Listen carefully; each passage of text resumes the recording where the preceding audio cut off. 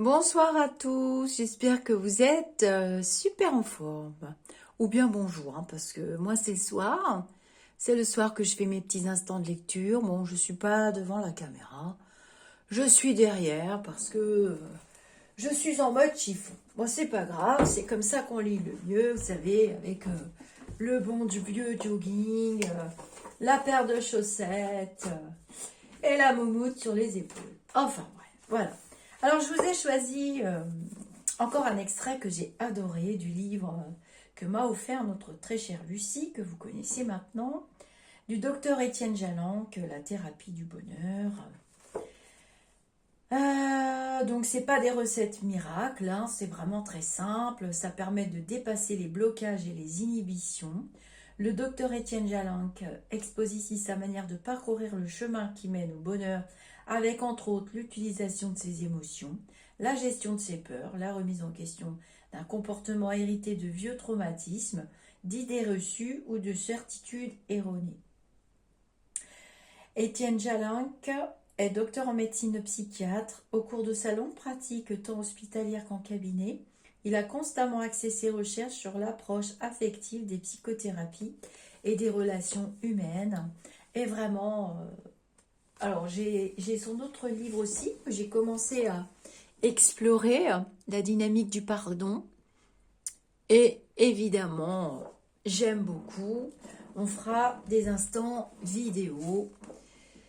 Voilà, voilà. Alors, je vous ai choisi le chapitre « Au lieu de te plaindre du noir, va donc... Au lieu de te plaindre du noir de la pièce, va donc chercher une bougie. » Bon, déjà, rien que le titre parle de lui. Alors, c'est parti. Et on verra si les lumineux transmettent quelque chose ou pas. L'homme est un animal insolite. Comme ça, vous voyez le livre dans l'ombre. Oh, ça fait peur. Faut toujours que je rigole. Qu'est-ce que vous voulez? Vous voyez l'ombre là? Non, vous allez vous précipiter sur vos écrans. Non, mais de toute façon, la lecture, ça s'écoute. Hein, c'est pas la peine de... Voilà. L'homme est un animal insolite. Quel autre que lui déploie autant d'efforts pour s'écarter de sa nature? Imagine-t-on un instant un pingouin qui voudrait vivre dans le désert du Sahara? Ce n'est pas un univers fait pour lui. Il ne peut qu'y dépérir. C'est pourtant la voie absurde que choisissent trop souvent les humains. Ils s'enfoncent et se perdent dans un malheur desséchant, alors que la source de leur bonheur est à portée de main. Car n'en déplaise aux esprits grincheux qui voudraient nous condamner à voir le bonheur, tel un mirage, reculer sans cesse à mesure que nous avançons. Je le crois au contraire intrinsèque à notre nature. Si nous avons l'idée du bonheur, n'est-ce pas déjà qu'il existe et que nous le portons en nous?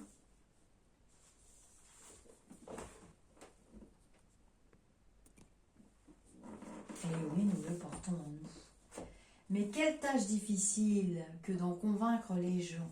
Aristote disait avec justesse, les hommes sont devant les idées simples comme les chauves-souris devant la lumière aveugle. Dès qu'il s'agit de bonheur, j'ai pu constater que les arguments les plus raisonnables ont bien du mal à pénétrer l'esprit de mes interlocuteurs. Cela équivaut, en quelque sorte, à planter des œufs durs en espérant récolter des poulets frits. Il y a une certaine logique dans la démarche, mais ça ne marche pas. Et pourtant, j'ai envie de me livrer à ce périlleux exercice. Peut-être parce que j'ai le sentiment qu'il y a urgence en la matière. Le temps qui nous est imparti est si court. Qu'est-ce que la vie, sinon une bouteille d'eau gazeuse qu'on ouvre, qui fait pchit, et c'est fini. Décidément, quel animal ahurissant que l'être humain, persuadé de disposer de quelques 80 années d'immortalité. Plus j'avance en âge, plus je crois que nous sommes ici sur Terre pour tenter de résoudre au mieux cette question.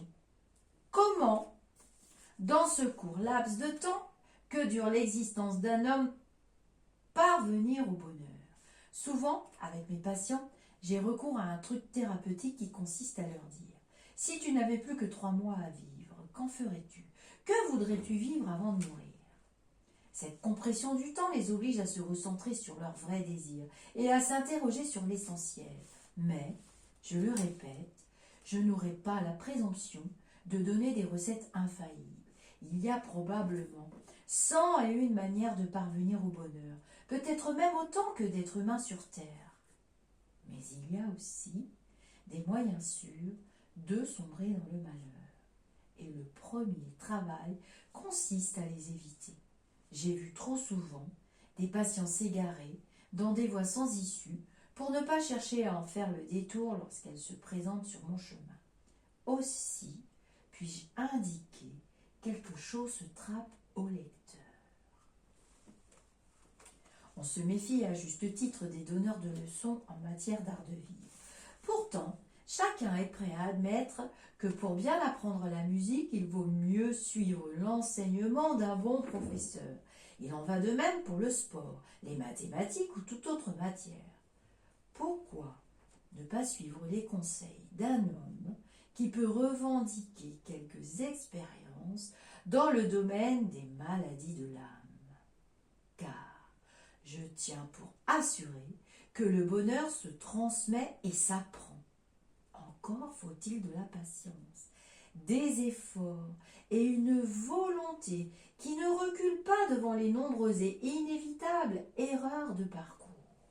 C'est un long processus qui peut occuper toute une vie. Pour autant, ferons-nous comme ce musicien en herbe qui renonce à apprendre le piano parce que, après 10 leçons de solfège, il n'est pas encore l'égal d'un Léonard Bernstein.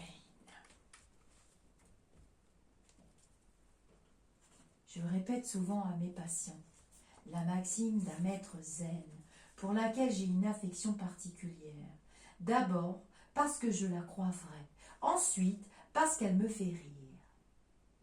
Ce qui est déjà un premier pas positif. Au lieu de te plaindre du noir de la pièce, va donc chercher une bougie. Car la lumière est là. Encore faut-il se donner la peine d'aller l'acquérir. J'ai eu la chance d'avoir des parents qui n'ont jamais douté de ma capacité à atteindre le bonheur. Ils m'ont fait un cadeau fantastique, ils ont cru en moi. Ils m'ont persuadé que je pouvais réussir, même s'ils ne m'encourageaient pas de manière traditionnelle. Quand, abattu par des revers de fortune ou découragé par des tentatives qui n'aboutissaient pas, j'allais me plaindre auprès de ma mère. Elle se contentait de me répondre « C'est bien, continue ». Alors, j'ai continué. Ma pensée, comme toutes les pensées, c'est sa nature de mental évidemment, va et saute de sujet en sujet, comme de liane en liane. Le lecteur peut à sa guise me suivre, pas à pas, ou sauter plus vite que moi et revenir en arrière. Les branches et les racines sont multiples. Le tronc est unique, et je le sais, en tout cas pour moi, solidement planté. Si c'est ailleurs, c'est ici. Si nous avons déjà l'idée du bonheur, c'est qu'il existe et que nous le portons en nous. N'allons pas le chercher plus loin. On n'imagine pas un pingouin qui voudrait vivre dans le désert. Alors moi, j'ai adoré.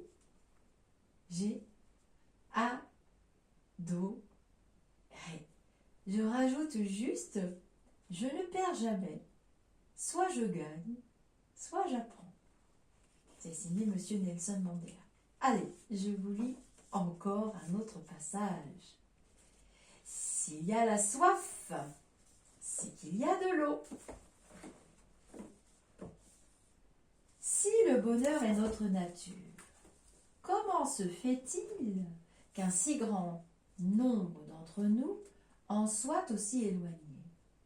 Il semble que nous ingénions à nous persuader que le bonheur est inaccessible, Outre les obstacles naturels que la vie met sur notre route, la maladie, la vieillesse, la mort, nous avons coutume d'en exacerber certains aspects, voire d'en créer de fallacieux qui, pour être irréels, n'en sont pas moins destructeurs. La peur de l'autre, le travail mal assumé, les formes d'amour aboutissant à la dépendance et à l'illusion de la fusion, pour n'en citer que quelques-uns. Un empereur du Japon décida un jour d'aller en visite sur une île voisine, placée sous son autorité. Il monta à bord d'un de ses vaisseaux et mit le cap sur le large. Mais il avait à peine quitté le port qu'un monstre aquatique surgit des eaux devant la proue du navire.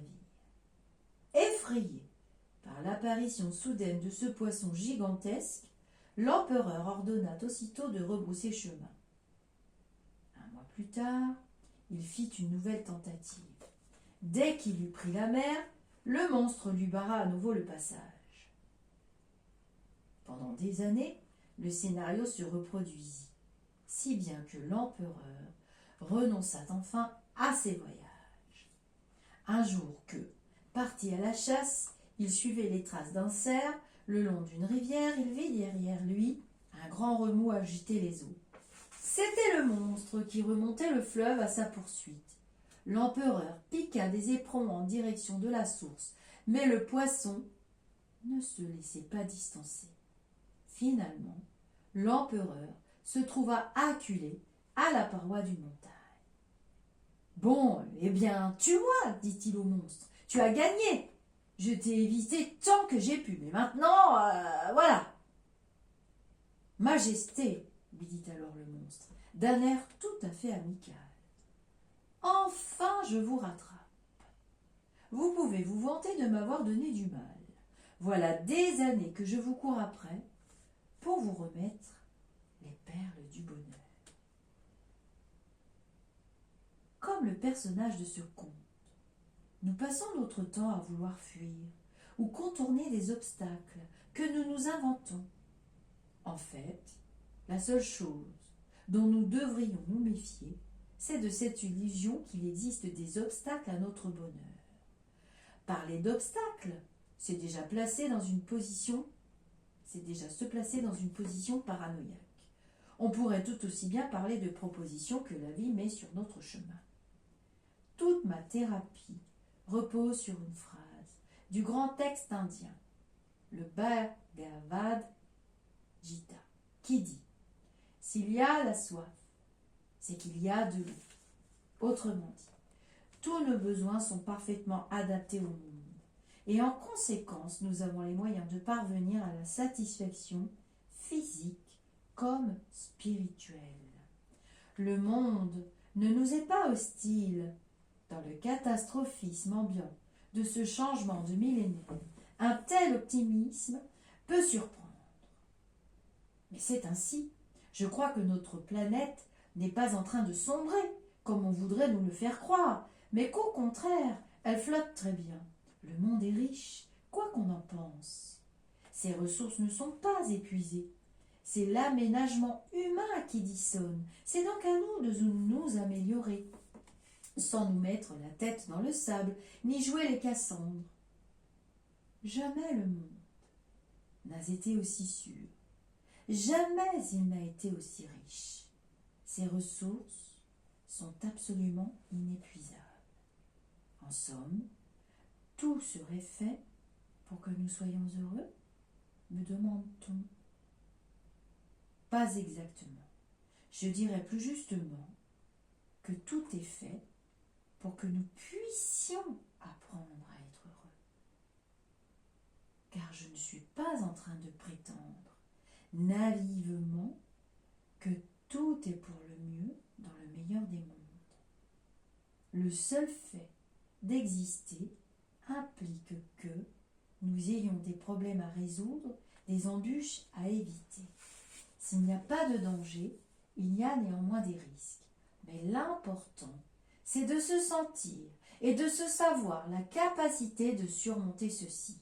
Croire que c'est possible, ce n'est pas vendre la peau de l'ours avant de l'avoir tué, c'est tout simplement se donner une chance de plus de réussite. Ma conception repose, en dernière analyse, sur l'idée chère à Démocrite que l'homme et l'univers dans lequel il évolue sont composés d'atomes qui ne forment qu'un tout. S'il en est ainsi, comment imaginer que le tout puisse s'opposer à ceux qui le composent? La vie ne peut pas être en danger, puisqu'elle est ce qui nous traverse et nous soutient. Depuis Einstein et la théorie de la relativité, nous savons de manière scientifique que nous sommes tous interrelationnels. L'homme fait partie de la réalité qu'il observe. Le jardinier fait partie des roses, puisque s'il ne venait pas leur donner à boire tous les matins avec son arrosoir, elles n'existeraient pas. La plupart d'entre nous croient que le monde est fait d'opposition. En fait, il n'en est rien. Les muscles fléchisseurs et extenseurs ne sont pas opposés. Il faut qu'ils jouent tous les deux pour que je puisse marcher. Et deux personnes qui se battent sont d'accord pour se battre. Pourquoi? Le pourquoi avais-je demandé à Muktananda, un sage indien mondialement connu et qui est devenu mon maître dès notre première rencontre. À cause de deux, m'avait-il répondu. Cette illusion de la dualité, illusion que le monde est séparé de nous et que les autres sont des adversaires, constitue la base de nos angoisses et de notre inertie face à l'existence. Avec de tels a priori, difficile en effet de trouver une place harmonieuse dans le monde. Le bonheur semble hors de portée et l'on est pratiquement condamné au rapport de force avec notre entourage. Ma mère me racontait souvent une scène terrible qu'il avait opposée à mon père. Elle était dans la salle de bain avec ma tante en train de préparer une potion à la teinture d'iode qui, disait-elle, devait la faire maigrir. « Ne fais pas ça, tu vas t'empoisonner, lui dit ma tante. Mon père, dans la chambre voisine, le prit pour, ou plutôt contre lui. Il s'imagina qu'il se tramait un obscur complot. Aussi, quand ma mère lui apporta son petit déjeuner quelques minutes plus tard, il le contempla avec une grande suspicion. « Fais-le goûter par ton fils, lança-t-il à ma mère. « Quoi ? Mais je ne peux pas faire manger des œufs au bacon à un enfant de cet âge-là. » Sur ce, mon père explosa. « Je le savais, tu veux m'empoisonner. » Ma mère partit en claquant la porte, scellant la énième rupture. Le monde est un écho. Si vous criez ennemi, il vous renverra ennemi. Je crois que la vie est colorée par la manière dont on la regarde. Elle est une réflexion à notre psyché. Si l'on est pessimiste, le monde nous apparaîtra sinistre. Celui qui met des lunettes noires ne doit pas s'étonner de contempler un univers sombre. Les névrosés sont des gens qui vivent ainsi dans une illusion d'optique. Ils s'imaginent que le cristal de leur inconscient est brisé parce qu'ils y discernent une longue fêlure. Le thérapeute va devoir leur démontrer que cette fêlure n'est qu'un simple cheveu qui s'est interposé entre eux et le verre. Les gens commettent presque tous la même erreur, en se demandant « Mais pourquoi suis-je si malheureux ?» Ils introduisent eux-mêmes le malheur dans leur vie. Ils ne devraient pas être surpris de le retrouver à l'arrivée. Si le cuisinier met un rat mort dans sa soupe, qu'il ne s'étonne pas ensuite de la trouver mauvaise. On finit par voir le monde à travers une grille qu'on s'est soi-même imposée. C'est pour cette raison que je n'adhère pas complètement aux théories freudiennes. Freud affirme que l'homme est un pervers polymorphe, la femme est une hystérique.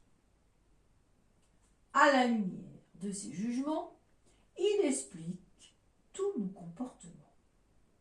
Je crois que si l'on regarde le monde à travers une serrure en forme de sexe, on obtiendra forcément une image en forme de sexe.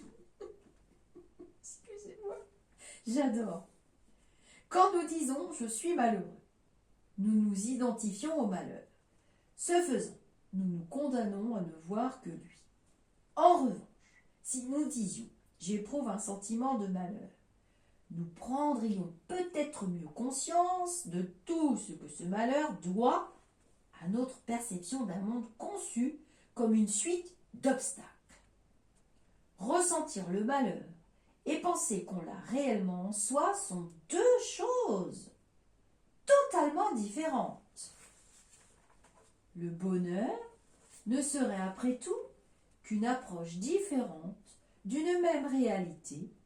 Si le monde n'est pas hostile, alors tout devient plus facile.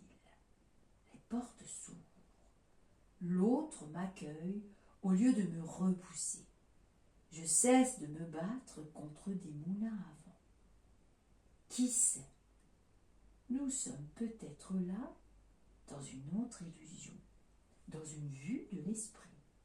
Mais c'est une vue plus large, plus efficace et plus économique que le malheur. Au lieu de nous plaindre en permanence d'un monde hostile, si nous essayons de jouir des sensations qu'il nous offre, quand on partage sa douleur avec quelqu'un, elle diminue. Quand on partage sa joie, elle augmente. N'est-ce pas la preuve que le bonheur est une vue plus large que le malheur?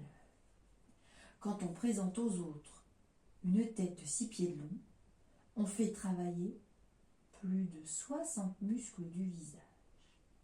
Quand on sourit, seulement 18. Alors pourquoi se fatiguer? Le monde ne nous est pas a priori hostile. Il fait partie de nous, comme nous faisons partie de lui.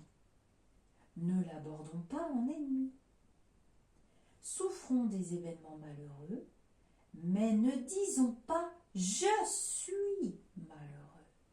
C'est introduire soi-même le malheur en soi, alors qu'il n'est peut-être que dans notre histoire ou sur notre chemin, et non dans l'être. Alors j'aime beaucoup ce texte, je suis très contente de mes petits lumineux qui m'ont guidée jusqu'à ce texte, ça fait quand même quelques jours que je leur demande, et je rejoins tout à fait. Vous voyez que là, dans ces textes du docteur Jalinck, on ne parle pas de dire des mots, des mantras, des affirmations positives, à tort à travers, la méthode Coué, je suis heureux, je suis jeune, je vais bien, alors qu'en fait on est complètement au fond du bocal. Non. Là, ce qu'il conseille, et que je conseille aussi, c'est de ne pas s'identifier à l'obstacle et de ne pas le faire perdurer. Ne pas ramener des énergies négatives, ne pas en rajouter. Hein. Faire de son mieux. On s'approche quand même, encore pour une fois, vous allez dire, elle radote, notre chère Lisa, des 4 accords Toltec. De toute façon, faire de son mieux. Travailler l'expérience qu'on nous met, de toute façon, vous avez entendu, par rapport au monstre qui poursuit l'empereur japonais. Hein, ça se répétera, ça se répétera, ça se répétera, alors qu'il s'est fait des films. Vous voyez, le mental a tendance à faire des interprétations négatives. Pour tout, hein, pour rien. Hein.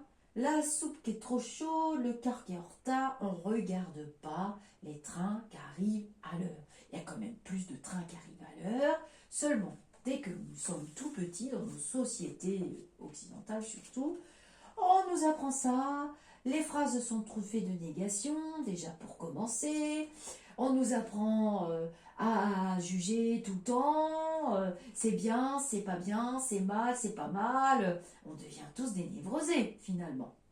Et là, dans ces 2 textes, on voit très bien que chacun d'entre nous, nous avons notre carte du monde. Ne faites pas de suppositions. C'est le 3e accord Toltec. Page 75 et très exactement, je vous l'ai déjà mis en instant de lecture. Ne faites pas de suppositions. Quand arrive le scrogneux, moi aussi, j'en ai, tout de suite le mental va se mettre en route, tout de suite l'ego va s'en nourrir, chouette, une affirmation négative, 2 affirmations négatives, 3 affirmations, mais c'est l'énergie de l'ego, hein. Il se nourrit de ça, les vélos dans la tête, il adore ça, ouais, il y a 3 vélos, 4 vélos, 5 vélos, 6 vélos, 7 vélos, et c'est l'insomnie qui arrive, et c'est boule de neige, voilà. Ne faites pas de suppositions. Combien de fois je m'entends dire à mon mari, n'extrapole pas, reste dans l'instant présent. Oui, mais je te préviens, si jamais si, je ferai ça, et si jamais ça, je ferai ci, et si jamais c'est ci comme ci, et s'il me dit ça, j'ai dit, mais la situation n'est même pas arrivée. Et peut-être même sans doute n'arrivera-t-elle pas que tu es déjà en train de faire le film de A à Z et du milieu de l'histoire et des tenants des aboutissants et du détail et du surdétail. Stop ton mental tout de suite. Ne fais pas de suppositions. Oui, t'as raison. On n'y est pas encore, on verra bien. T'as raison. Ne faites pas de suppositions. Restez dans l'instant présent. Et dans l'instant présent, vous étiez en train de lire un bouquin, tout allait bien, jusqu'à ce que l'autre arrive, fasse l'intrusion, ou je ne sais quoi encore. Le thé s'est renversé, mais c'est pas un drame, on va essuyer, c'est de l'eau, de toute façon. Ne faites pas de suppositions. Le bonheur, c'est des pointillés, c'est à court terme, c'est des moments, c'est des instants, ça vous permet de vous ancrer. Mais quoi qu'il arrive, vous aurez vos expériences à vivre. Donc, pourquoi les anticiper ? Pourquoi ramener 150 expériences, toujours la même, à vivre au même moment ? On a bien le temps. Et en plus, les gens qui sont positifs, qui sont optimistes, et qui essayent de vous remonter des fois en disant non, ça, ta, oui, oh, je sais pas comment tu fais, mais ça, c'est ton jugement. Ne faites pas de jugement non plus. Il y avait un proverbe chinois comme ça qui disait ne jette pas la pierre à ton voisin, tu ne sais pas quel malheur l'accable. Et ça, je trouve que c'est très très courant.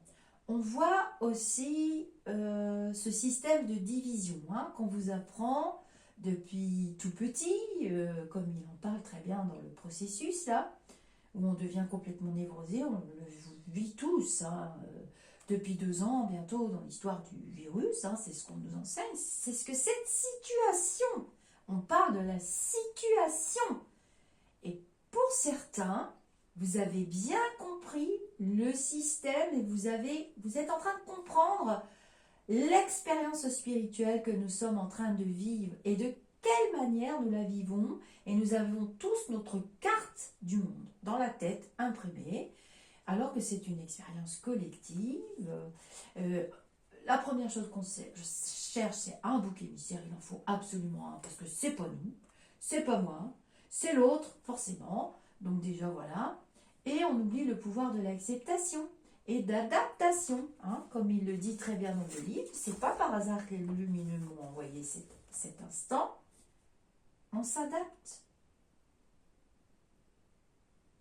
Éprouver un sentiment, accueillir une émotion, accepter de la vie, en tirer les enseignements. C'est un processus qui peut se faire en 24 heures chrono. Alors que là, collectivement, on traîne la savate depuis 2 ans.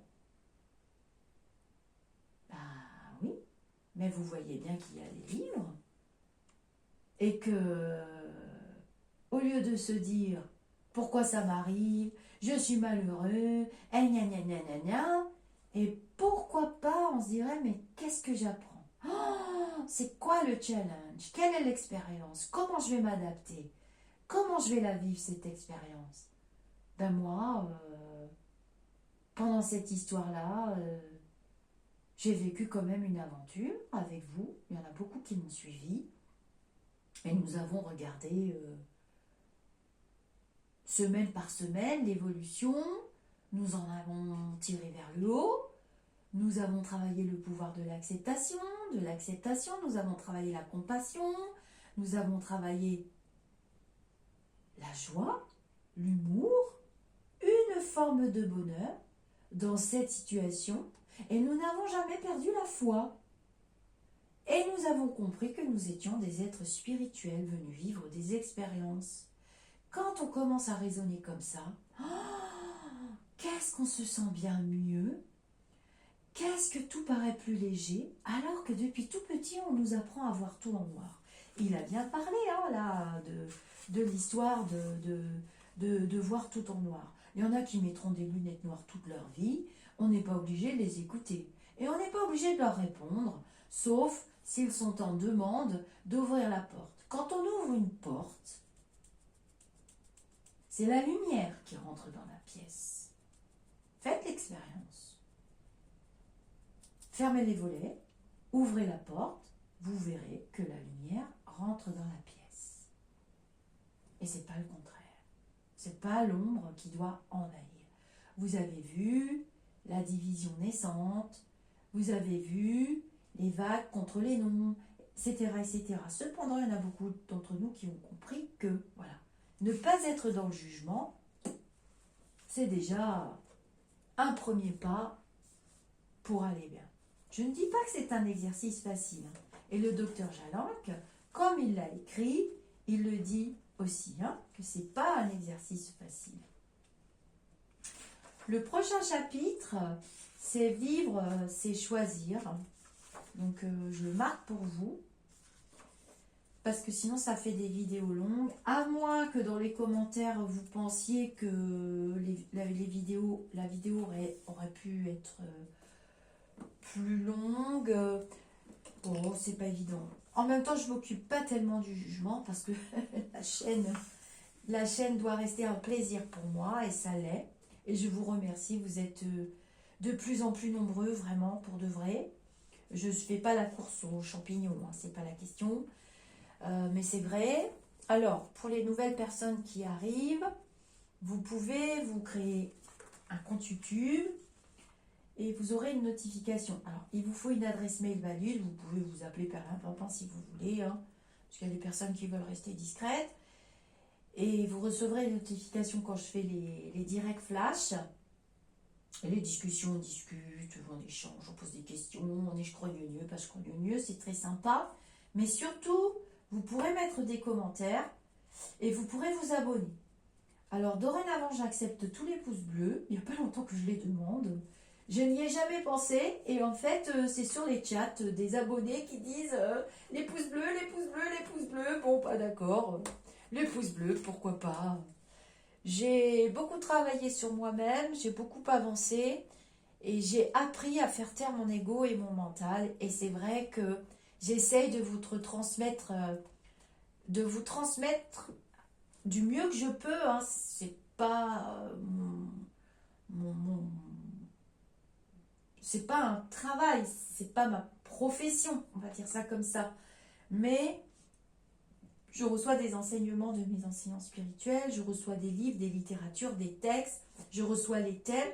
Vous savez que j'ai beaucoup travaillé avec la lumineuse Stéphanie au début. Elle m'a aidé à me structurer beaucoup. Et c'est plutôt bien, c'est plutôt réussi. Elle me l'avait dit, d'ailleurs, elle me l'avait dit que cette chaîne aurait son utilité. Elle a la place dans ces vibrations, dans cette planète qui est vraiment très lourde. Si vous êtes sensible, si vous êtes à plat, vous venez discuter dans les commentaires. Les commentaires sont ouverts, ils sont modérés parce que je ne veux pas que vous vous fassiez agresser non plus. Donc il y a des modératrices.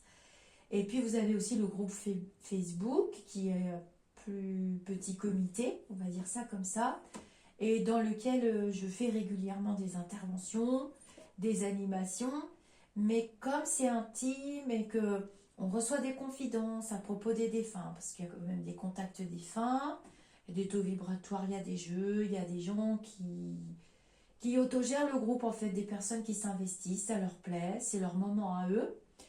Je ne retransmets plus sur YouTube. J'ai pris cette décision avec mon attaché spirituel de ne plus retransmettre sur YouTube parce que ça relève vraiment de l'intimité et surtout les contacts défunts. Nous en avons eu de très très beaux dernièrement.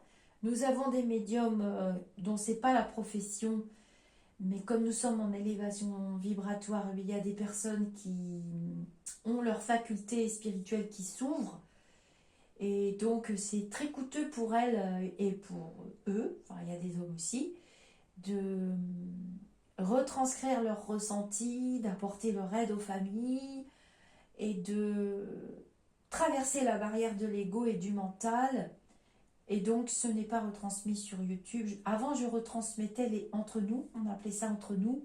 Mais dorénavant, avec mon attaché spirituel, nous avons, qui est vivante, hein, nous avons décidé de les laisser dans le groupe par respect pour les familles et par respect pour les personnes qui se jettent à l'eau et qui transmettent, enfin qui exercent leurs facultés qui s'ouvrent actuellement. Je ne suis pas la seule à l'avoir constaté. Alors attention, il y a aussi des personnes qui paient des formations hors de prix, qui croient, voilà, on leur met des implants dans le cerveau, on leur fait croire qu'elles ont des facultés en échange de 2500 ou 3000 euros. Moi, j'ai vu les prix des stages. Je remercie les personnes qui m'ont fait confiance. Non, là, je parle de personnes qui se retrouvent toutes seules avec ce chemin spirituel et cette envie d'aider avec le cœur. Il n'y a pas d'intérêt financier derrière, il n'y a pas d'intérêt, mis à part l'élévation spirituelle, l'élan du cœur, le travail de la vibration d'amour, de compassion, qui sont des enseignements spirituels, la base, qui sont très précieux pour moi et pour les lumineux, qui n'ont pas de prix. Voilà, et on apprend aussi à pratiquer la gratitude. Bon, la vidéo fait 37 minutes, en même temps, j'ai envie de dire, c'est pas énorme. Vous avez devant vous du bois de santal, du Paolo Santo que Morgane m'a offert pour Noël. J'en avais jamais vu de ma vie. Ça sent très très bon. Je vous montrerai comment on fait un nettoyage avec le Paolo Santo. Cependant, le nettoyage, j'avais de très vilaines entités depuis quelque temps dans mon bureau. Le nettoyage se fait vraiment depuis qu'il est là, plus mes fleurs de vie. Je mets plus de seau, j'ai plus besoin de faire de nettoyage dans mon bureau. J'ai pas tellement d'entités, j'ai plus la dame fleurie que Morgane sortait tout le temps, l'horrible dame là. Oh, je me suis baladée une entité pendant des semaines, je vous raconte pas, c'était l'horreur. Je vous ferai un instant de médium pour vous expliquer. Faites très attention quand même, hein. Faites très attention. Voilà, je vous dis namasté et je vous dis à très bientôt pour d'autres instants de lecture. Abonnez-vous, abonnez-vous, abonnez-vous. Ça, c'est mon ego. Hein. Mon ego spirituel. Bon, on en a tous un petit peu quand même.